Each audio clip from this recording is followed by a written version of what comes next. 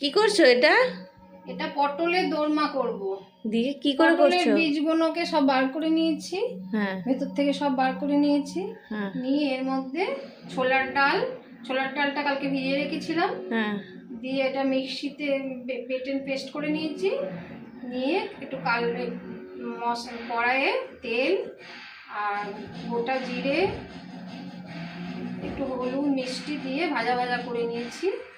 নিয়ে এটাকে এই পটলের মধ্যে ভরছি। পটলের মধ্যে ভরে এই যে ভেতরে যতটা যাচ্ছে ততটা ভরে দিচ্ছি।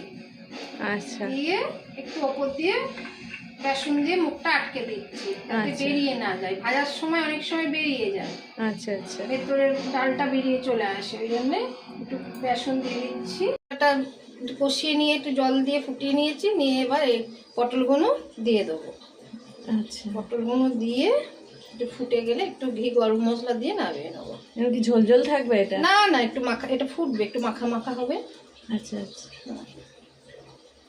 অনেকটা আছে তো, এই জন্য আমি একটু বেশিটা ঝোল রেখেছি। আচ্ছা,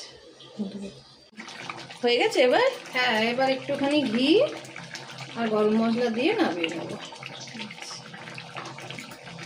একটু ঘি দিলাম,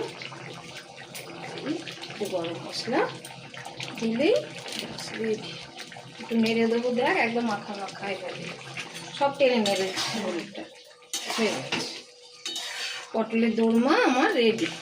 নিরামিষ পটলের দোরমা। আজকে তো শনিবার, আজকে তো নিরামিষই খেতে হবে, কিছু করার নেই। এটা পেঁয়াজ রসুন দিয়ে করলে আরও খেতে ভালো লাগে। নিরামিষ ঘি গরম মশলা দিলেও খারাপ লাগে না। রেডি পটলের দোরমা। খেয়ে বলিস কেমন হয়েছে। বলবো।